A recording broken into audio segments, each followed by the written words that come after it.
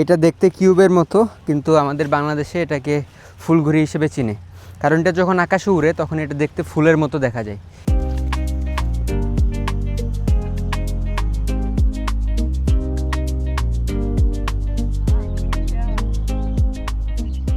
এই ঘুড়িটা আমি জীবনেও বানাইনি, এটা হচ্ছে আমার একদম প্রথম ফুল ঘুড়ি। এটা যেমনি বানান না কেন, একটু বাঁকা হইতে পারে, একটু ছেড়ে হইতে পারে, কোনো সমস্যা নাই। এটা যেভাবেই বানান এটা কিন্তু আকাশে উড়বে। Ready, 1 2 3 harrow. ও গাইস, আমি আজকে ফুলঘুড়ি বানাবো। এখানে আমার কাছে 56টা কাঠি আছে। এখানে প্রত্যেকটা কাঠি 4 ফিট 7 ইঞ্চ করে। সেই কাঠিগুলো বানাতে আমার অনেক টাইম লাগছে। এটা মনে করেন না যে ফুলঘুড়ি বানানো অনেক ইজি। তো যাই হোক, এখান থেকে আমরা ফার্স্টে 4টা করে কাঠি নিব। আমার কাছে সুতা আছে, এটা হচ্ছে টোটা সুতা, বাজারে গেলেই 5 টাকা করে পাওয়া যায়। 4টা কাঠি চারপাশে রাখা লাগবে। এখন আমাদের আরও 4টা কাঠি লাগবে। ওকে, এখন এই 4টা কাঠি আমরা মাঝখান দিয়ে দিব। এটা হচ্ছে ঘুড়ির একটা ফ্রেম হলো, ঠিক আছে। এরকম আমাদের 6টা তল লাগবে। এখানে দেখেন ঘুড়ির প্রত্যেকটা তলে আমাদের 8টা করে কাঠি লাগবে। যেহেতু আমাদের এরকম 6টা তল বানাতে হবে, সো 6টা তলে টোটাল 48টা কাঠি লাগবে। গাইস, এই 4টা কাঠি বাদতেই আমার ঘাম ছুটে গেছে। তো যাই হোক, এই সবগুলো কাঠি বেঁধে তারপর আপনাদের সাথে দেখা করতেছি।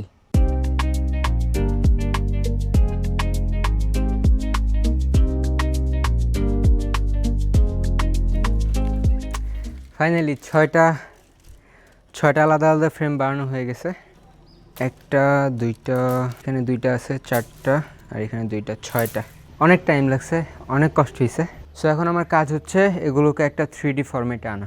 গাইস, আমি আপনাদেরকে বলবো, আপনারা যখন এরকম ঘুড়ি বানাবেন অবশ্যই ছোট ভাই থাকলে হেল্পিং হ্যান্ড হিসেবে ইউজ করবেন। আমি প্রত্যেকটা কোণা বেঁধে নিচ্ছি। নানু, এদিকে আসো তো।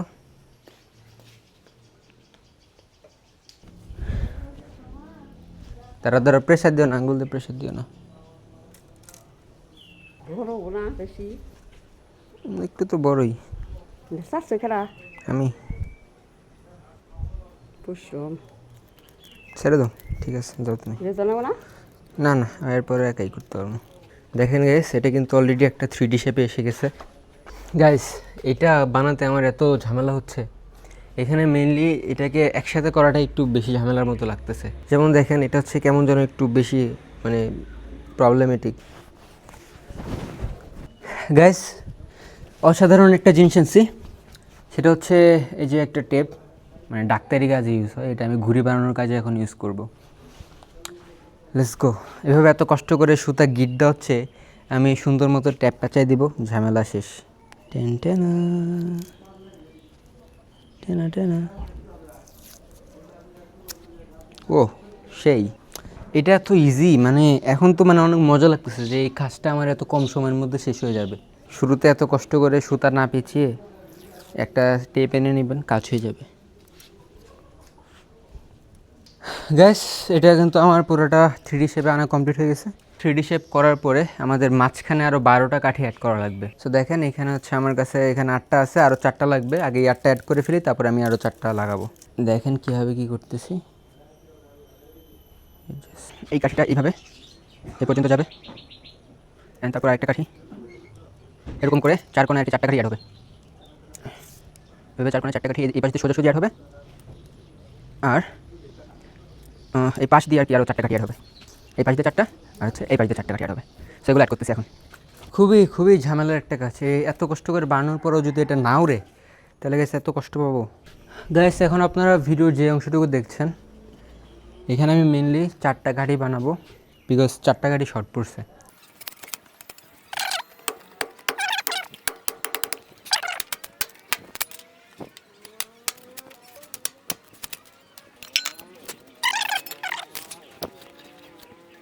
আমি ঘেমে একদম 12টা বেজে গেছে, মানে চেহারার দিকে তাকানো যায় না, এমন একটা অবস্থা। বাট শুধুমাত্র আপনাদের জন্য আমি এত কষ্ট করে ঘুড়ি বানাচ্ছি। না হলে আমার এতটাও ইচ্ছা ছিল না যে এত কষ্ট করে একদিনের মাঝখানে আমি এই ঘুড়িটা বানাবো। জাস্ট একদিন, এই যে সারাদিন যে কষ্টটা করছি না, আমাদের নানু বাড়ির এখানে আচ্ছা আপনার ডে লেবার ভাড়া নেয়, যেটাকে বাংলা ভাষায় কামলা বলা হয়। তো ওরা এরকম সারাদিন কাজ করার পরে 1000 টাকা পেত। বুঝছেন আমি যেই পরিমাণ কাজ করছি আজকে।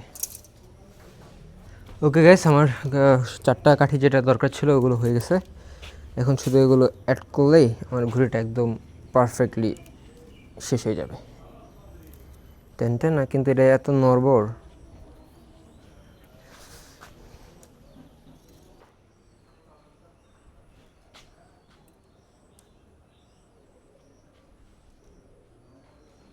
আমার কাঠিগুলো বানাতে যতটুকু না কষ্ট হয়েছে, এগুলো অ্যাসেম্বল করতে আরও বেশি কষ্ট হচ্ছে।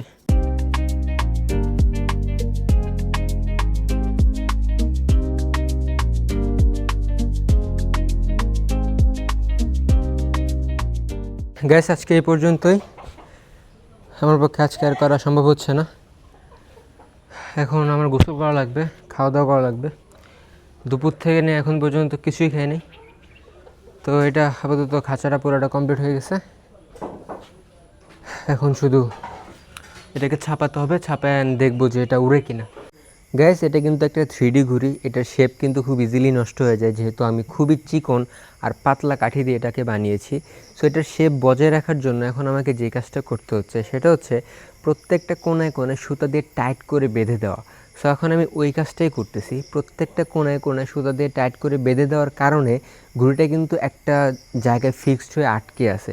সো এরকম আমাকে করতে হচ্ছে। অ্যান্ড আপনারা যখন এরকম ঘুড়ি বানাবেন, সো এটা কিন্তু করা লাগবে মাস্ট, না হলে কিন্তু ঘুড়ি যখন আকাশে উঠবে তখন কিন্তু এটার শেপটা নষ্ট হয়ে যাবে, এটা উড়বে না আসলে।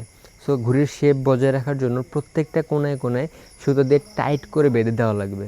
সো অনেকক্ষণ এটা করার পরে আমার ঘুড়িটার শেপ কিন্তু এখন দেখেন খুবই নর্মাল হয়ে গেছে। এখন যদি আমি এক হাত দিয়েও তুলি বা একটু যদি টানার চেষ্টা করি তারপরেও কিন্তু এটার শেপটা নষ্ট হয় না। সো আমি ফাইনালি দোকান থেকে কাগজ কিনে আনলাম, অ্যান্ড আনার পরে ঘুম থেকে উঠে, এটা কিন্তু পরের দিনের কথা বলতেছি, আর আমি যে কাগজটা ইউজ করতেছি এখানে প্রত্যেকটা কাগজের দাম 5 টাকা করে। হয়তো অনেক জায়গায় 3 টাকা 4 টাকা করে বিক্রি করতে পারে, তো আমাদের এখানে 5 টাকা করে বিক্রি করা হয়।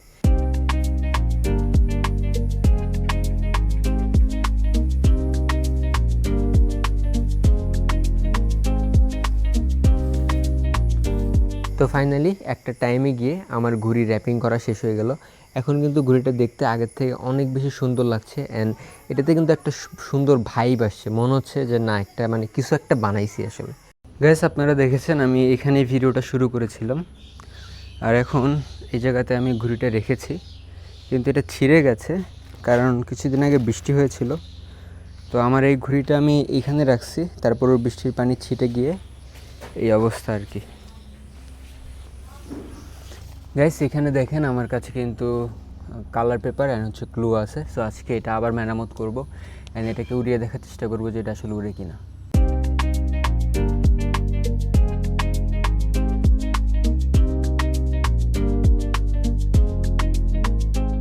গাইস এইভাবে নতুন কাগজ যোগ করা কী যে একটা ঝামেলার কাজ, কীভাবে বলবো। আগে তো শুধু প্যাঁচে দিতাম হয়ে যেত, এখন যে জায়গায় ছিঁড়ছে ওখানে আঠা লাগাতে হচ্ছে, এরপর কাগজ ছিঁড়ে ছিঁড়ে লাগাতে হচ্ছে, এটা আরও বেশি ঝামেলার।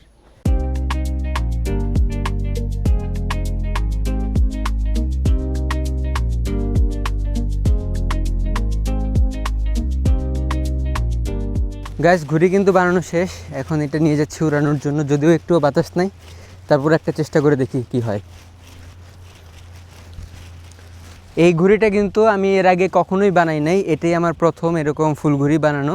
এটা দেখতে কিউবের মতো, কিন্তু আমাদের বাংলাদেশে এটাকে ফুলঘুড়ি হিসেবে চিনে, কারণ এটা যখন আকাশে উড়ে তখন এটা দেখতে ফুলের মতো দেখা যায়। আর আজকে এটা টেস্ট করার মাধ্যমে বুঝতে পারবো যে এটা উড়াতে আসলে কতটুকু বাতাস লাগে আর এটা আসলে কতটুকু শক্তি করে।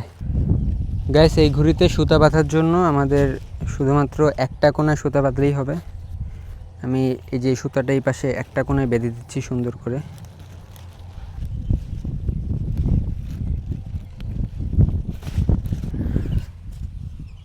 হ্যাভেন সুতাটা নিয়ে পিছ হতো।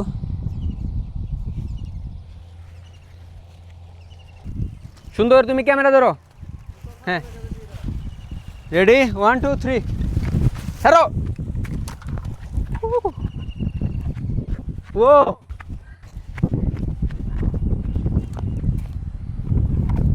এটা তো উড়ে সেই।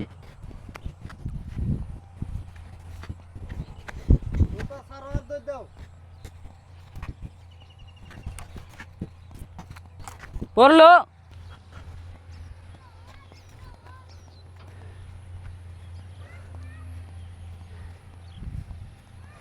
ছিঁড়ে নাই। গাইস আমরা প্রথমবার চেষ্টা করে ব্যর্থ হয়েছি, ভাবছিলাম উড়বে না, এই জন্য একটু শুধুমাত্র দেখার জন্য যেটা উড়ে কিনা এই জন্য কম সুতা ছেড়ে দৌড় দিছিলাম। দেখলাম যে উড়ার মতো একটা ভাব আছে, তো এখন আবার বেশি সুতা ছেড়ে একটা লাস্ট ট্রাই করার জন্য যাচ্ছি। এখন প্রচুর বাতাস, ঠিক আছে, কিন্তু সব প্রবলেম হচ্ছে এটা ধান ক্ষেতের মধ্যে পড়ে ছিঁড়ে গেছে অনেকটুকু। সুতা ছাড়ো, সুতা ছাড়ো।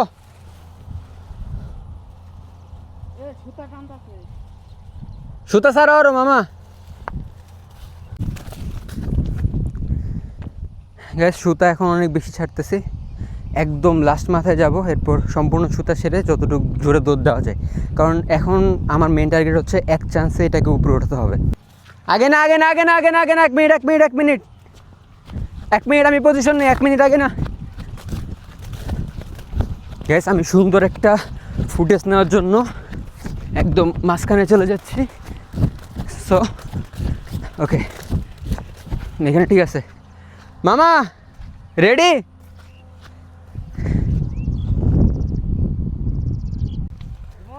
হ্যাঁ দাও দাও।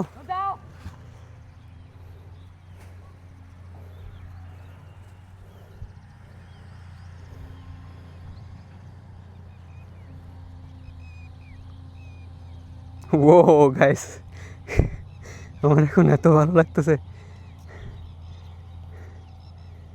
এত উপরে উঠে গেছে, দেখেন অনেক উপরে উঠে গেছে। ও ওয়াও, আমার এখন এত ভালো লাগতেছে, ঘুড়িটা ঠিক আমার পিছনেই উঠতেছে। সো ফাইনালি এত কষ্ট করার পরে ঘুড়িটা যে আকাশে উঠলো, এটার জন্য এখন আমার অনেক বেশি ভালো লাগতেছে।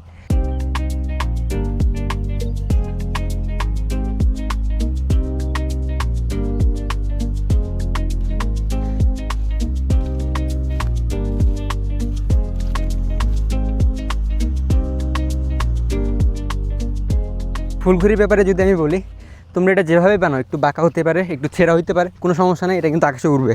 সো এই তো আজকে ভিডিওটা এখানে শেষ করতেছি, সবাইকে ধন্যবাদ। ঘুড়িটা আকাশে এখন উঠতেছে, আপনাদেরকে দেখাই।